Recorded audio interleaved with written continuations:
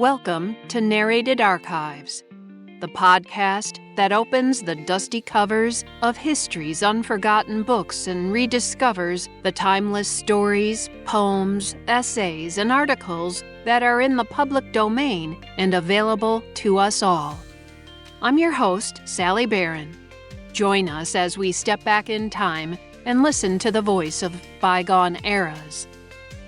This week we have The Enchanted Bluff by Willa Carther, a bittersweet story about a group of Nebraska boys on the cusp of adulthood, whose friendship and grand adventure plans are contrasted with the reality of their adult lives. The story reflects on dreams, the passage of time, and the lingering magic of youthful ambition. Willa Cather, born 1873 and died in 1947, was an American novelist celebrated for her powerful depictions of life on the American Great Plains. Born in Virginia, her family's move to Nebraska when she was a child profoundly influenced her writing and provided the setting for her most enduring works. After working as a journalist and editor in Pittsburgh and New York, she dedicated herself to writing fiction. Her most famous novels, including O Pioneers and My Antonia, beautifully explored the lives of European immigrants who settled the Nebraska prairie. Cather's writing is renowned for its vivid landscapes, psychological depth, and themes of perseverance, memory, and the struggle between tradition and modernity. She was awarded the Pulitzer Prize for her 1922 novel, One of Ours. The Enchanted Bluff. We had our swim before sundown, and while we were cooking our supper, the oblique rays of light made a dazzling glare on the white sand about us. The translucent red ball itself sank behind the brown stretches of cornfield as we sat down to eat. And the warm layer of air that had rested over the water and our clean sandbar grew fresher and smelled of the rank ironweed and sunflowers growing on the flatter shore. The river was brown and sluggish, like any of the other half-dozen streams that water the Nebraska cornlands. On one shore was an irregular line of bald clay bluffs, where a few scrub oaks with thick trunks and flat, twisted tops threw light shadows on the long grass. The western shore was low and level, with cornfields that stretched to the skyline. And all along the water's edge were little sandy coves and beaches where slim cottonwoods and willow saplings flickered. The turbulence of the water in springtime discouraged milling, and, beyond keeping the old red bridge in repair, the busy farmers did not concern themselves with the stream, so the Sandtown boys were left in undisputed possession. In the autumn, we hunted quail through the miles of stubble and fodder land along the flat shore, and, after the winter skating season was over and the ice had gone out, the spring freshets and flooded bottoms gave us our great excitement of the year. The channel was never the same for 2 successive seasons. Every spring, the swollen stream undermined a bluff to the east, or bit out a few acres of cornfield to the west, and whirled the soil away, to deposit it in some spummy mud banks somewhere else. When the water fell low in midsummer, new sandbars were thus exposed to dry and whiten in the August sun. Sometimes these were banked so firmly that the fury of the next freshet failed to unseat them. The little willow saplings emerged triumphantly from the yellow froth, broke into spring leaf, shot up into summer growth, and with their mesh of roots bound together the moist sand beneath them against the battering of another April. Here and there a cottonwood soon glittered among them, quivering in the low current of air that, even on breathless days, when the dust hung like smoke above a wagon road, trembled along the face of the water. It was on such an island, in the third summer of its yellow green, that we built our watchfire, not in the thicket of dancing willow wands, but on the level terrace of fine sand which had been added that spring, a little new bit of world, beautifully ridged with ripple marks and strewn with tiny skeletons of turtles and fish, all as white and dry as if they had been expertly cured. We had been careful not to mar the freshness of the place, although we often swam to it on summer evenings and lay on the sand to rest. This was our last watchfire of the year, and there were reasons why I should remember it better than any of the others. Next week, the other boys were to file back to their old places in the Sandtown High School, but I was to go on to the Divide to teach my first country school in the Norwegian district. I was already homesick at the thought of quitting the boys with whom I had always played, of leaving the river and going up into a windy plain that was all windmills and cornfields and big pastures, where there was nothing willful or unmanageable in the landscape, no new islands and no chance of unfamiliar birds, such as often followed the watercourses. Other boys came and went and used the river for fishing or skating, but we 6 were sworn to the spirit of the stream, and we were friends mainly because of the river. There were the 2 Hassler boys, Fritz and Otto, sons of the little German tailor. They were the youngest of us, ragged boys of 10 and 12, with sunburned hair, weather-stained faces, and pale blue eyes. Otto, the elder, was the best mathematician in school and clever at his books, but he always dropped out in spring term, as if the river could not get on without him.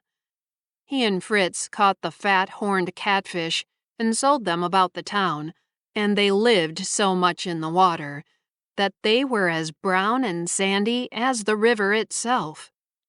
There was Percy Pound, a fat, freckled boy with chubby cheeks, who took a half a dozen boys' story papers and was always being kept in for reading detective stories behind his desk. There was Tip Smith, destined by his freckles and red hair to be the buffoon in all our games, though he walked like a timid little old man and had a funny cracked laugh. Tip worked hard in his father's grocery store every afternoon and swept it out before school in the morning. Even his recreations were laborious. He collected cigarette cards and tin tobacco tags indefatigably, and would sit for hours humped over a snarling little scroll saw which he kept in his attic. His dearest possessions were some little pill bottles that purported to contain grains of wheat from the Holy Land, water from the Jordan and the Dead Sea, and earth from the Mount of Olives. His father had bought these dull things from a Baptist missionary who peddled them, and Tip seemed to derive great satisfaction from their remote origin. The tall boy was Arthur Adams. He had fine hazel eyes that were almost too reflective and sympathetic for a boy, and such a pleasant voice that we all loved to hear him read aloud. Even when he had to read poetry aloud at school, no one ever thought of laughing. To be sure, he was not at school very much of the time. He was 17 and should have finished the high school the year before, but he was always off somewhere with his gun. Arthur's mother was dead, and his father, who was feverishly absorbed in promoting schemes, wanted to send the boy away to school and get him off his hands. But Arthur always begged off for another year and promised to study. I remember him as a tall, brown boy with an intelligent face, always lounging among a lot of us little fellows, laughing at us oftener than with us, but such a soft, satisfied laugh that we felt rather flattered when we provoked it. In after years, people said that Arthur had been given to evil ways as a lad, and it is true that we often saw him with the gambler's son and with old Spanish Fanny's boy, but if he learned anything ugly in their company, he never betrayed it to us. We would have followed Arthur anywhere, and I am bound to say that he led us in no worse places than the cattail marshes and the stubble fields. These, then, were the boys who camped with me that summer night upon the sandbar. After we finished our supper, we beat the willow thicket for driftwood. By the time we had collected enough, night had fallen, and the pungent, weedy smell from the shore increased with the coolness.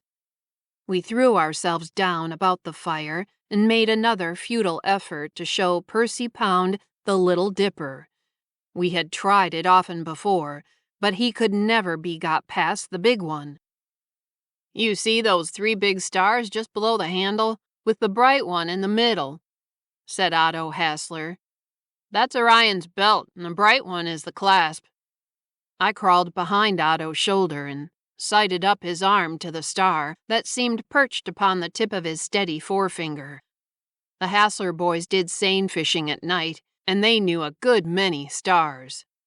Percy gave up the Little Dipper and lay back in the sand, his hands clasped under his head. "I can see the North Star," he announced contentedly, pointing toward it with his big toe. "Anyone might get lost and need to know that." We all looked up at it. "How do you suppose Columbus felt when his compass didn't point north anymore?" Tip asked. Otto shook his head. "My father says there was another North Star once, and that maybe this one won't last always. I wonder what would happen to us down here if anything went wrong with it." Arthur chuckled. "I wouldn't worry about it, Ott. Nothing's apt to happen to it in your time. Look at the Milky Way. There must be lots of good dead people." We lay back and looked, meditating, at the dark cover of the world. The gurgle of the water had become heavier.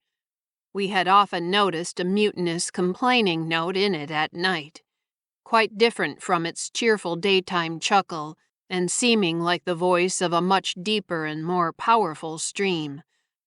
Our water had always these 2 moods, one of the sunny complacence, the other of inconsolable, passionate regret. "Weird how the stars are in all sorts of diagrams," remarked Otto. "You could do almost any proposition in geometry with 'em. They always look as if they meant something. Some folks say everybody's fortune is all written out in the stars, don't they?"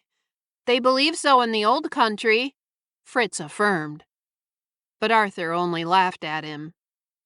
"You're thinking of Napoleon, Fritzy. He had a star that went out when he began to lose battles. I guess the stars don't keep any close tally on Sandtown folks." We were speculating on how many times we could count 100 before the evening star went down behind the cornfields, when someone cried, "There comes the moon, and it's as big as a cartwheel." We all jumped up to greet it as it swam over the bluffs behind us. It came up like a galleon in full sail, an enormous, barbaric thing, red as an angry heathen god. "When the moon came up red like that, the Aztecs used to sacrifice their prisoners on the temple top," Percy announced. "Go on, Perce. You got that out of golden days. Do you believe that, Arthur?" I appealed.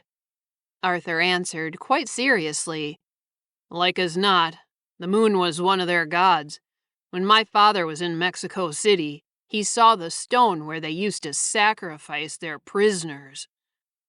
As we dropped down by the fire again, someone asked whether the mound builders were older than the Aztecs. Once we got upon the mound builders, we never willingly got away from them, and we were still conjecturing when we heard a loud splash in the water. "Must have been a big cat jumping," said Fritz. "They do sometimes. They must see bugs in the dark. Look what a track the moon makes." There was a long, silvery streak on the water, and where the current fretted over a big log, it boiled up like gold pieces. "Suppose there ever was any gold hid away in this old river?" Fritz asked.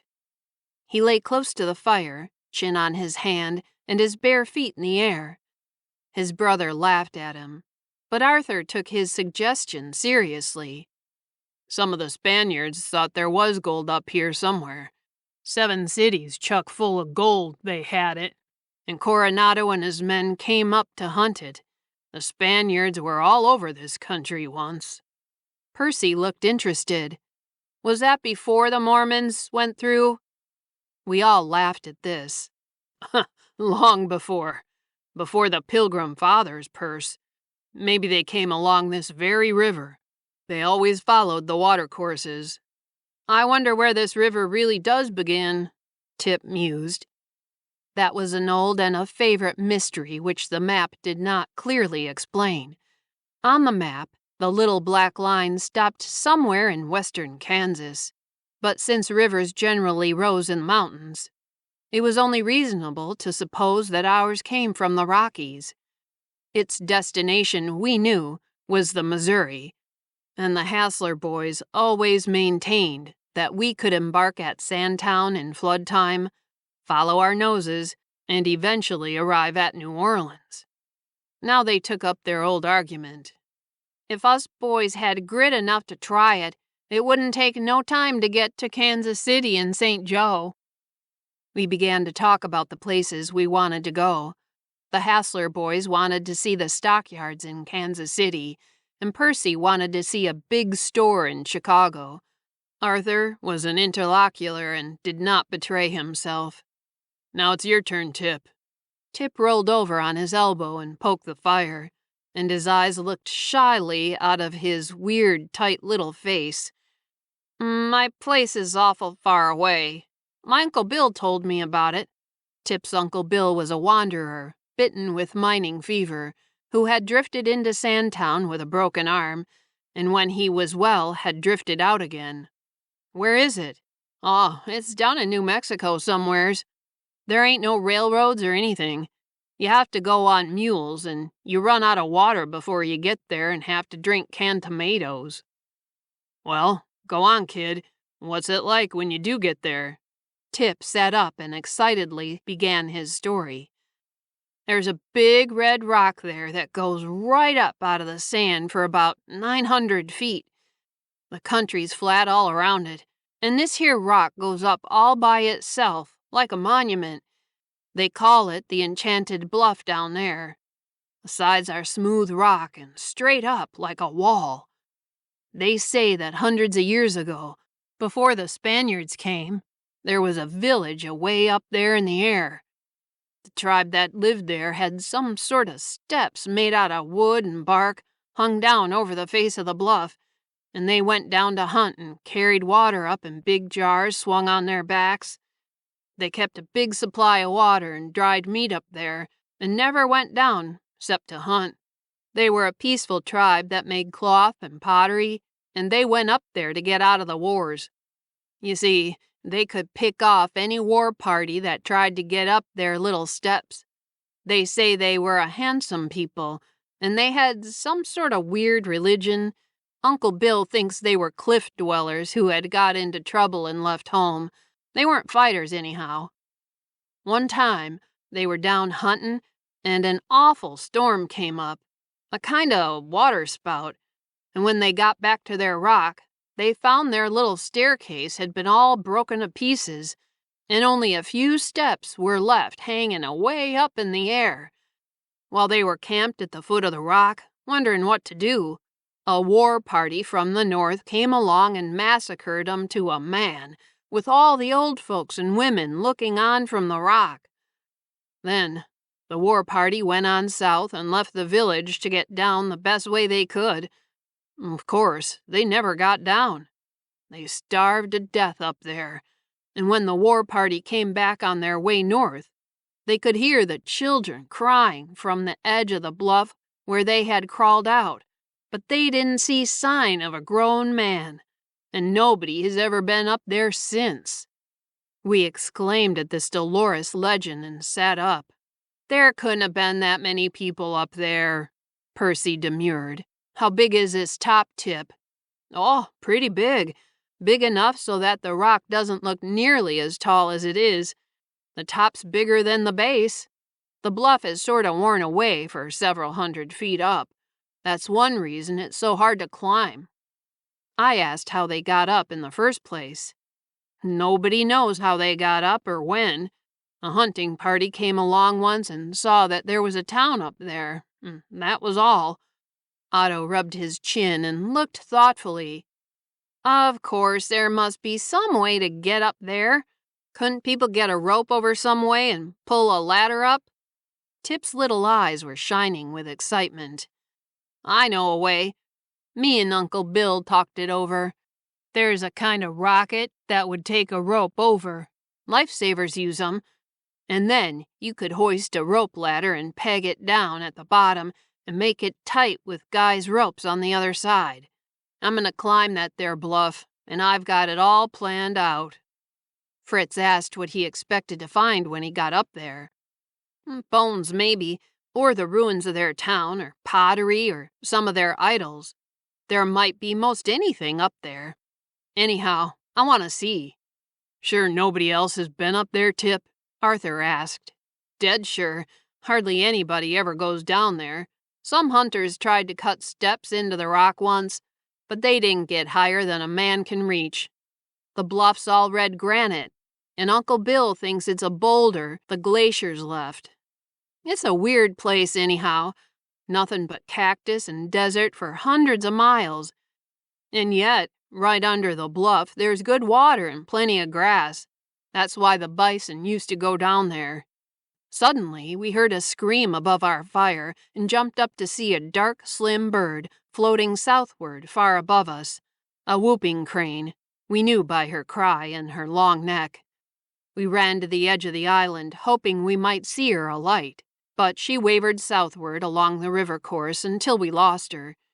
The Hassler boys declared that by the look of the heavens, it must be after midnight. So we threw more wood on our fire, put on our jackets, and curled down in the warm sand. Several of us pretended to doze, but I fancy we were really thinking about Tip's Bluff and the extinct people. Over the wood, the ringdoves were calling mournfully to one another, and once we heard a dog bark far away. "Somebody's getting into old Tommy's melon patch," Fritz murmured sleepily, but nobody answered him. By and by, Percy spoke out of the shadows. "Say, Tip, when you go down there, will you take me with you?" "Maybe. Suppose one of us beats you down there, Tip. Whoever gets down to the bluff first has got to promise to tell the rest of us exactly what he finds," remarked one of the Hassler boys, and to this we all readily assented. Somewhat reassured, I dropped off to sleep.